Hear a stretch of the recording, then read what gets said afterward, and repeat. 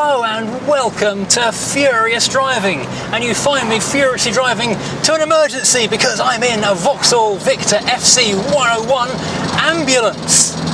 Yes, there was such a thing as a Vauxhall FC 101 ambulance, and I'm in it. Now before we get going, if you like reviews of interesting, unusual, different vehicles, then please do hit like and subscribe and check the rest of our back catalogue of unusual cars. Now back to the Vauxhall. Mark III Victor, or FC, was built between 1963 and 67 and was known as the 101 because, if you believe the advertising, there were 101 upgrades over the previous model, although under the all new and fresh for the mid-1960s skin, it was very much the same car as before. So there were numerous options with this car. You could have the 3-speed, 3 on the tree gear change, you could have a 4 on the floor, or you could have a 2-speed power glide automatic. Now there's synchro on the top 2 gears but not on the bottom one, so we're going to take it nice and steady going around this corner. And it's only got drum brakes. Not in any gear at all. Goes quicker when it's in gear.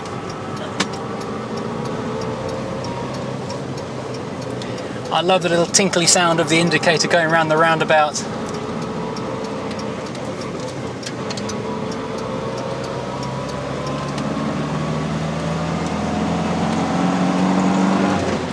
As standard, these came with drum brakes all round, but you could pay an extra little £100 or so, I think, and have it with disc brakes all round, which seriously upgraded the stopping power. And I'm a little bit surprised that on an ambulance they didn't bother to do that. It was the last Victor fitted with a pushrod engine that carried over 1595cc 4-cylinder, and with the 4-speed manual it could accelerate to 60 miles an hour in a rice pudding skin worrying 20.4 seconds and achieve 81 miles an hour.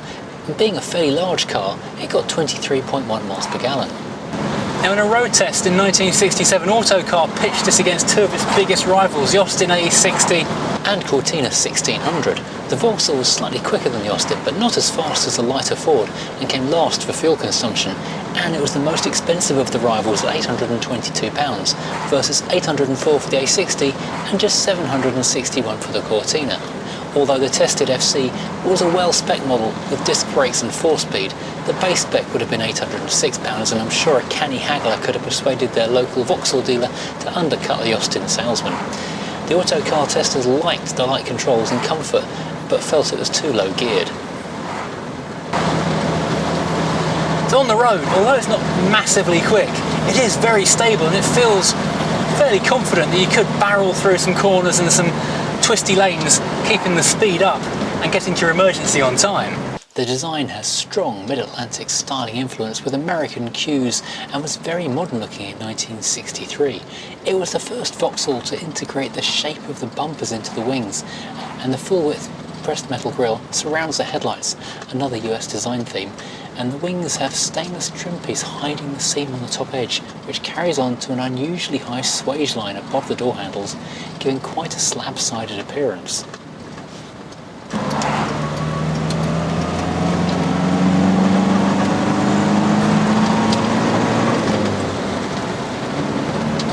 This is actually quite a good arrangement because as a driver I've got an extra mirror up here so I can see the patient and what they're doing from my driving seat, and the passenger seat behind me is ideal for the other ambulance technician, the paramedic, to be administering first aid to the poor victim in the back. And its 1.6 litre engine is actually surprisingly smooth. It's not massively powerful, it's 66 horsepower, and that gives you 0 to 60 in 20.4 seconds and a top speed of about 84 miles an hour. So it's not a ball of lightning, but in the mid-1960s that was actually quite respectable. The ambulance conversion was done by Martin Walter of Domobile fame, the campervan conversion people. They had previously applied the same conversion to the FB generation Victor, and presumably they sold some of them, as the sales literature still shows that generation of Vauxhall, and with the FB and FC secretly being the same, it's possible the estate roof was similar enough to use the existing roof box. Can any Vauxhall fans clarify this for us? The first customer of the FB ambulance was the National Coal Board in Nottingham, and we believe others were bought by hospital committees in Hastings and Bolton, and apparently Cadbury's ordered some for their vast site.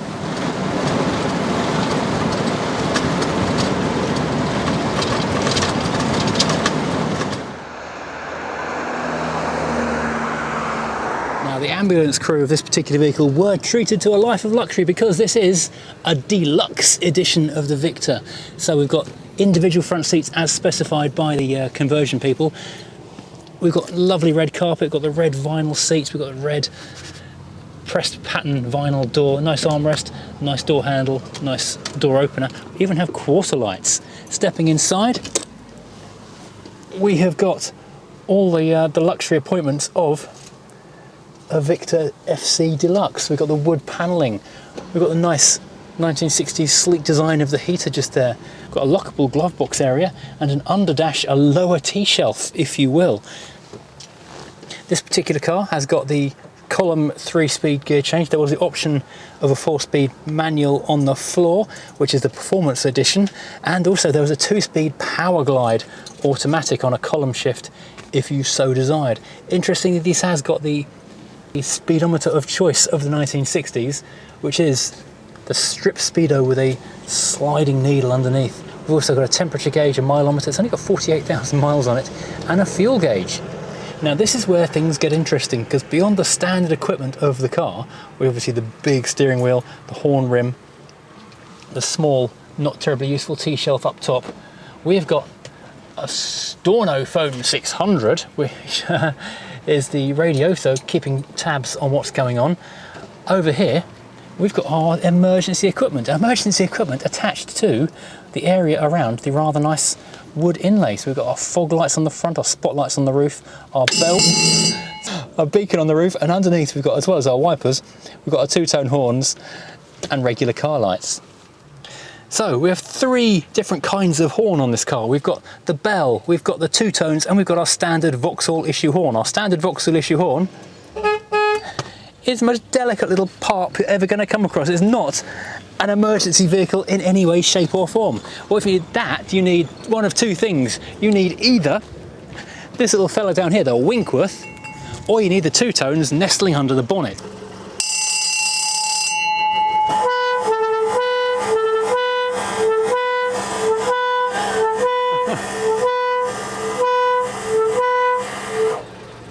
Yeah, that's more like an emergency in the olden days. And of course everyone knew where the noise was coming from. The little bulb on top, flashing, illuminating the night sky for miles around. The rotating blue light bulb of justice. So part of the reason the Vauxhall was chosen as the basis for this particular conversion is the FC was really rather big in the back of it. It was the first Vauxhall with curved side glass in the windows, which meant the sides of the car could be pushed out further, more elbow room, more shoulder room, more room for this stretcher here. The Vauxhall could be optioned with either a front bench seat or individual seats, and for this particular conversion they chose the separate front seats, but they also bifurcated the rear seat. So the rear seat folds down anyway, but because of the need for a stretcher, the left-hand seat can be folded down and the right-hand seat can remain upright, so the crew member can sit alongside and treat the patient whilst they're being rushed to wherever they're being rushed to at less than 80 miles an hour. In the back of it, surrounded by all the other equipment, so the stretcher is just here. We've got air and gas down here, we've got a manual respirator, we've got our mechanical respirator, we have our first aid kit, and you might think you could stand up into that roof section, making it a taller roof for more headroom, but no, that is actually storage for the stretcher.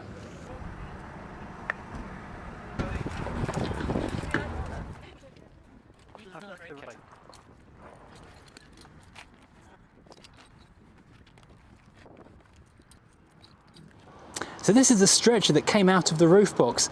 People were clearly a lot smaller in those days and frankly in much less of a hurry to get to hospital, because you can imagine the time it took to unfold that, you'd be virtually in the emergency room by the time you were being winched out. But this is a unique design of stretcher because it's designed for an industrial area to winch the patient up out of trouble. Now there's no power steering in this car, and so to make up for that, there's about 97 turns lock to lock, so you do have to keep your wits about you spinning through a fast corner. And something I've gotten used to quite quickly is a 3 on the tree column change. I actually really like column changes. I don't know why they've fallen out of fashion, because they're actually really very easy to use. A nice fingertip located for ease of use. As most Mercedes and many new EVs seem to be using this arrangement for their direction selectors now, maybe it was a good idea all along. I love the originality of this car. It's only got 48,000 miles on it, and it's still got the running in sticker on the windscreen. No one ever took that off. Quite remarkable, really. Now, of course, the reason it's only done so few miles is because this was a private ambulance on the Slough industrial estate. Multiple industries going on, and so there was a need for a private ambulance medical service to get people just to the front gate at the very least, while the emergency services rushed to the estate. Despite being an emergency vehicle, this car has had a fairly easy life, as it was owned by the Slough Industrial Estate, which covered 600 acres and has a pretty interesting history, having started life as a Slough motor vehicle depot towards the end of the First World War to refurbish and repair damaged military vehicles brought back from the front and get them ready to send back again.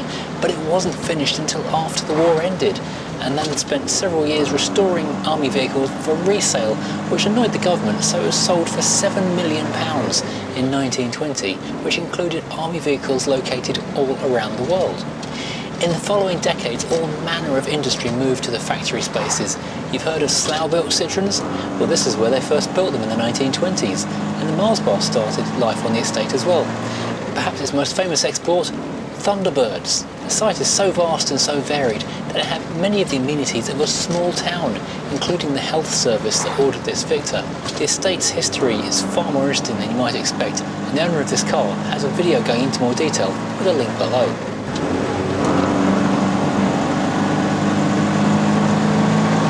It's a very nice car to drive around in. The big car ride is smooth and comfortable over bumps and bad surfaces.